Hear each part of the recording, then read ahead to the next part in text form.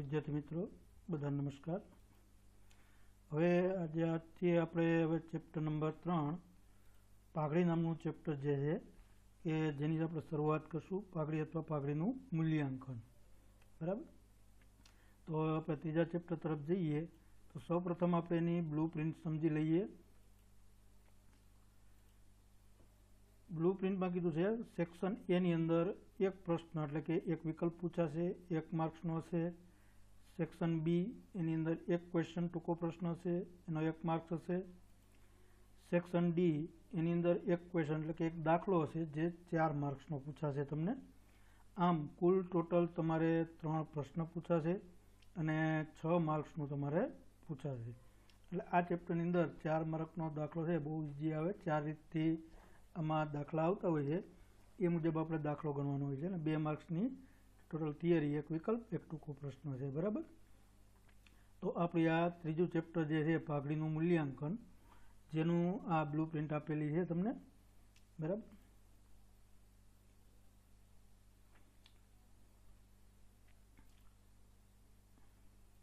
તો હવે આપણે સૌપ્રથમ પાઘડીના અર્થ વિશે વાત કરીશું કે ભાઈ પાઘડીનો અર્થ એટલે શું। તો કે વોટ ઇઝ ગુડવિલ?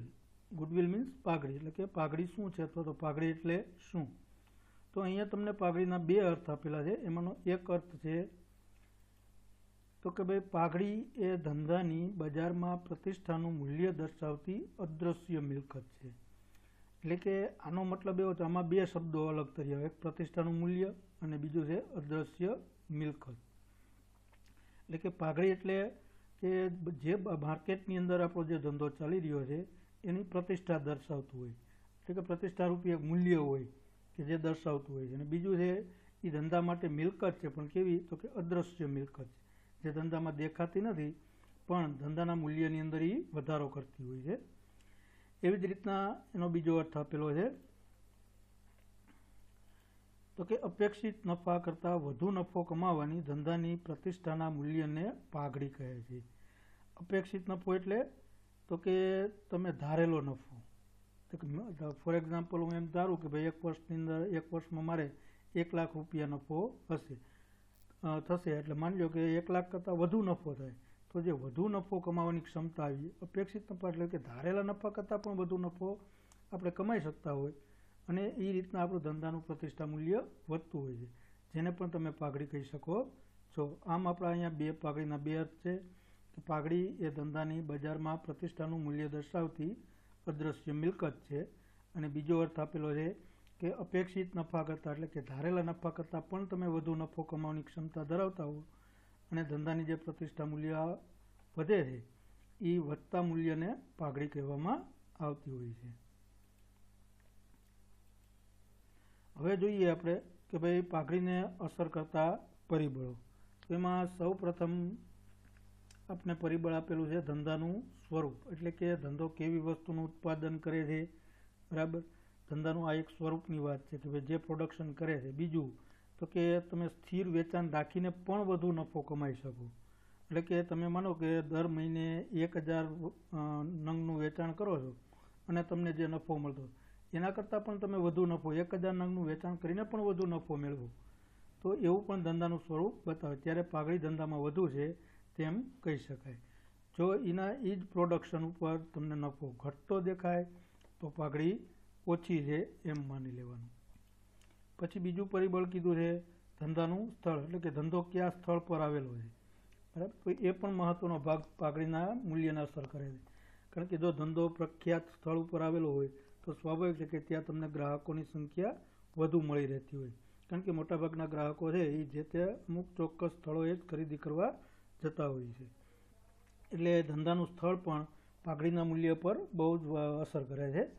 જો એ સામાન્ય સ્થળ પર આવેલું હોય તો પાઘડી ધંધાની ઓછી છે તેમ કહી શકાય, અને જો પ્રખ્યાત સ્થળ ઉપર હોય તો ધંધામાં પાઘડી વધુ છે તેમ કહી શકાય। હું તમને એનું સામાન્ય ઉદાહરણ આપું, એક સોનીની દુકાન છે એ આપણે સિત્સરના બસ સ્ટેન્ડ પાસે હોય અને એક સોનીની દુકાન છે એ આપણે રાજકોટના પ્રખ્યાત સ્થળ પર હોય, તો સ્વાભાવિક જ છે આપણે જાણી શકીએ કે ભાઈ રાજકોટ આવેલી જે સોનીની દુકાન છે એની કિંમત વધુ હોવાની છે। તો આ રીતના પાઘડીનું મૂલ્ય નક્કી કરી શકાય છે। પછી ત્રીજું કીધું છે ધંધાના વર્ષો, એટલે આનો મતલબ એવો છે કે જેમ ધંધો જૂનો ને એમ પાઘડીનું પ્રમાણ વધારે, પાઘડીની કિંમત વધારે હોય છે. અથવા તો બીજી રીતે કહો, જેમ ધંધો જૂનો એમ ધંધામાં પાઘડી વધુ. કારણ કે જેમ જૂનો ધંધો થતો જાય એમ ગ્રાહકો પરિચિત થતા જાય, જાણીતા બનતા જાય છે, અને પ્લસ ગ્રાહકોની સંખ્યા વધતી જાય. ગ્રાહકો પણ બીજા આપણે નવા ગ્રાહકો પૂરા પાડતા હોય છે. એમ આપણા ધંધાનો વિસ્તાર થતો જાય છે, એટલે પાઘડીનું મૂલ્ય વધતું જાય. જો ઓછા વર્ષો હોય તો પાઘડીનું મૂલ્ય ઓછું હોય છે, વધુ વર્ષો હોય તો પાઘડીનું મૂલ્ય વધુ જોવા મળે છે. ત્યાર પછીનું ચોથું પરિબળ છે બજારની સ્થિતિ. એટલે કે ભાઈ બજારની સ્થિતિ કેવી છે, હરીફાઈવાળી છે કે હરીફાઈ વગરની છે, એના આધારે પણ તમે પાઘડીનું મૂલ્ય નક્કી કરી શકો. જો ધંધાની અંદર ઇજારાશાહી એટલે મોનોપોલી મીન્સ કે એક જ ઉત્પાદક એક જ વેચનાર, તો સ્વાભાવિક છે કે એવા સમયે તમે વસ્તુની મનચાહી ભાવ લઈ શકો છો. એટલે એ ધંધાની અંદર, એટલે કે ઇજારાશાહીના ધંધામાં પાઘડીનું મૂલ્ય વધુ જોવા મળે. અને જો હરીફાઈવાળો ધંધો હોય તો એવી સ્થિતિની અંદર પાઘડીનું મૂલ્ય તમને ઓછું જોવા મળે, કારણ કે એમાં તમે વસ્તુનો વધુ કિંમત લઈ શકતા નથી, એટલે વધુ નફો પણ તમને પ્રાપ્ત થતો નથી. તો તેવા સંજોગોની અંદર પાઘડીનું મૂલ્ય ઓછું રહે. આમ જેમ ઇજારાશાહી હોય તો પાઘડીનું મૂલ્ય વધુ, હરીફાઈયુક્ત ધંધો હોય તો પાઘડીનું મૂલ્ય ઓછું જોવા મળે છે. ત્યાર પછી છે પાંચમું પરિબળ સંચાલકોની કાર્યક્ષમતા. તો કે સંચાલકોની કાર્યક્ષમતા પણ પાઘડીની કિંમત પર અસર કરે, એટલે કે પાઘડીના મૂલ્ય પર અસર કરે. કે જો કાર્યક્ષમ સંચાલન હોય તો વધુ ઉત્પાદન લઈ અને ઓછી પડતર, એટલે કે ઓછા ખર્ચે તૈયાર કરી શકે છે. તો જેમ ઓછો ખર્ચ થાય તો નફાનું પ્રમાણ વધારે રહે, અને નફાનું પ્રમાણ વધારે હોય તો સ્વાભાવિક છે કે પાઘડીનું મૂલ્ય તમને વધુ જોવા મળે છે. તો આ રીતના સંચાલકોની કાર્યક્ષમતા સારી હોય તો પાઘડીનું મૂલ્ય વધુ, અને જો સંચાલકોની કાર્યક્ષમતા નબળી જોવા મળે તો પાઘડીનું મૂલ્ય ઓછું જોવા મળે છે. ત્યાર પછી છેલ્લું પરિબળ અન્ય ખાસ લાભ, એટલે કે પેઢીને અમુક ખાસ લાભ પણ પ્રાપ્ત થયેલા હોય તો એનાથી પણ પાઘડીનું મૂલ્ય વધુ જોવા મળે. જેમ કે એવા ખાસ લાભ ક્યાં, તો કે અમુક બાબતો માટેના તમારી પાસે ખાસ લાયસન્સ હોય, તમારી પાસે પેટન્ટ હોય, ટ્રેડમાર્ક હોય. લાયસન્સ મીન્સ કે માનો કે પ્રદૂષણ રહિત ધંધો ચલાવતા હોય, એટલે કે પ્રદૂષણની જે માત્રા નક્કી કરેલી હોય એના કરતાં ઓછા પ્રદૂષણથી તમારો ધંધો ચાલતો હોય તો સરકાર તરફથી તમને લાયસન્સ આપવામાં આવતું હોય છે. તો એ પણ એક તમારો ખાસ લાભ છે, જે પાઘડીના મૂલ્યમાં તમને વધારો કરે. પેટન્ટ એટલે કે તમારી પાસે કોઈ ખાસ ડિઝાઇન હોય કે જેના પેટન્ટ હક તમારી પાસે હોય, બરાબર, તો એવા સંજોગોની અંદર પણ પાઘડીનું મૂલ્ય વધુ જોવા મળે. ટ્રેડમાર્ક એટલે જેને ગુજરાતીમાં કહેવાય વેપાર ચિહ્ન. વેપાર ચિહ્ન એટલે કે તમારા ધંધાનું જે વેપાર ચિહ્ન હોય કે જેના આધારે તમારા ધંધાની એક આગવી ઓળખ હોય. લાઈક જે ટાટા, જીઓ, આઈડિયા, એરટેલ, આ મેં તમને જે વાત કરી એમાં અમુક આપણે મોબાઈલ કંપની જે છે, એટલે કે ઇન્ફોકોમ કંપની જેની વાત કરી, ટાટા કંપનીની આપણે વાત કરી, પછી તમે કોલગેટ કંપનીનો ટ્રેડમાર્ક જુઓ, તો આ બધી વસ્તુ શું છે કે એની પ્રોડક્ટના, એટલે કે વેપારી ચિહ્ન ઉપરથી વસ્તુનું વેચાણ થતું હોય, લોકોનો એમાં વિશ્વાસ રહેલો હોય છે. તો સ્વાભાવિક છે કે ટ્રેડમાર્ક પણ તમારી પાસે હોય તો પણ તમારું પાઘડીનું મૂલ્ય તમને વધુ જોવા મળે છે. તો વિદ્યાર્થી મિત્રો, ફરી એક વખત ટૂંકમાં તમને કહી દઉં, ધંધાનું સ્વરૂપ, એટલે કે તમારો ધંધો કેવા સ્વરૂપનો છે, જોખમી, બિનજોખમી, પ્લસ વધુ ઉત્પાદન, વધુ નફો કમાઈ શકતો એવો હોય તો પણ પાઘડીનું મૂલ્ય વધુ હોય, અને જો જોખમી હોય અને ઓછો નફો કમાતો હોય તો પાઘડીનું મૂલ્ય ઓછું જોવા મળે. ધંધાનું સ્થળ, એટલે કે પ્રખ્યાત સ્થળ હોય તો પાઘડી વધુ, અને સામાન્ય સ્થળ ઉપર હોય તો પાઘડીની કિંમત ઓછી જોવા મળે. ધંધાના વર્ષો, એટલે કે જેમ ધંધો જૂનો એમ પાઘડીની કિંમત વધુ, જેમ ધંધો ઓછો જૂનો એટલે મીન્સ કે ઓછા વર્ષો થયા હોય તો પાઘડીનું મૂલ્ય ઓછું જોવા મળે. પછી બજારની સ્થિતિ, એટલે કે ઇજારાશાહી બજાર હોય તો પાઘડીની કિંમત વધારે, હરીફાઈવાળું બજાર હોય તો પાઘડીની કિંમત ઓછી જોવા મળે. સંચાલકોની કાર્યક્ષમતા, એટલે કે સંચાલકોની કાર્યક્ષમતા સારી હોય તો પાઘડીનું મૂલ્ય વધુ જોવા મળે, સંચાલકોની કાર્યક્ષમતા નબળી હોય તો પાઘડીનું મૂલ્ય ઓછું જોવા મળે. અને અન્ય ખાસ લાભ જેવા કે લાયસન્સ, પેટન્ટ, ટ્રેડમાર્ક, આવા ખાસ લાભ તમે જો પેઢી ધરાવતી હોય તો પાઘડીનું મૂલ્ય વધુ જોવા મળે છે, અને જો આવા કોઈ ખાસ લાભ તમારી પેઢી પાસે ન હોય તો પાઘડીનું મૂલ્ય ઓછું જોવા મળે છે. તો તો આ રીતના આપણે વાત કરી, પાઘડીને અસર કરતા પરિબળોની વાત કરી, બરાબર. આ સિવાયના પણ અમુક પરિબળો એવા છે કે જે અન્ય પરિબળો છે કે જે પાઘડીના મૂલ્યને અસર કરતા હોય છે. તો એવા કયા કયા પરિબળો છે કે જેની આપણે વાત કરીએ તો એમાંનું પહેલું પરિબળ છે વેચાણ પછીની સેવાઓ.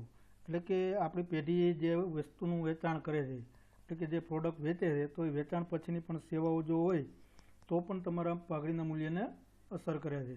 કે વેચાણ પછીની સેવાઓ તમારી સારી હોય, ગ્રાહકો એનાથી સંતુષ્ટ હોય, એટલે કે ખુશ હોય, તો સ્વાભાવિક છે કે પાઘડીનું મૂલ્ય વધુ જોવા મળે છે. અને ઇંગ્લિશમાં આપણે જે કહીએ છીએ આફ્ટર સેલિંગ સર્વિસ, એટલે કે વેચાણ પછીની સેવાઓ. ત્યાર પછી બીજું છે પેઢીએ ભૂતકાળમાં મેળવેલી સિદ્ધિઓ. અમુક ખાસ એવોર્ડ મેળવેલા હોય, કોઈ ખાસ બાબતો માટે સરકાર દ્વારા એને સન્માનિત કરવામાં આવેલા હોય, પ્રમાણપત્ર આપેલા હોય કે એવોર્ડ આપેલા હોય, તો એવા સંજોગોની અંદર પણ પાઘડીનું મૂલ્ય વધુ જોવા મળે છે. ત્યાર પછી ત્રીજું પરિબળ છે સારા મજૂર સંબંધો. અત્યારના વર્તમાન સમયની અંદર જોવા જઈએ તો દરેક પેઢી કે એકમ છે કે ધંધો છે કે જેને સૌથી વધારેમાં વધારે અસર કરતું પરિબળ હોય તો મજૂર સંબંધો છે. કારણ કે સ્વાભાવિક છે કે પગાર બોનસને લઈને અન્ય ખાસ હક લાભને લઈને ઘણી વખત મજૂરો સાથે ટકરાવ થતો હોય છે અને ધંધાને નુકસાન પણ જતું હોય છે. તો એવા સમય સંજોગોની અંદર જો મજૂર સંઘ હોય કે જેની સાથે પેઢીના સારા સંબંધો રહેલા હોય તો એ સૌથી વધારે ધંધાના પ્રોડક્શન પર અસર કરે. એટલે કે વધુ સારું પ્રોડક્શન, ગુણવત્તાવાળું પ્રોડક્શન કરે છે અને માર્કેટની અંદર વેચવાથી વધુ નફો પ્રાપ્ત થાય છે. એટલે કે સારા મજૂર સંબંધો છે એ પણ પાઘડીના મૂલ્યને અસર કરતા હોય છે. તો વિદ્યાર્થી મિત્રો, આજે આપણે જોયું, પાઘડીનો અર્થ જોયો અને પાઘડીના અસર કરતા પરિબળોની વાત કરી. Okay, thank you. આવજો.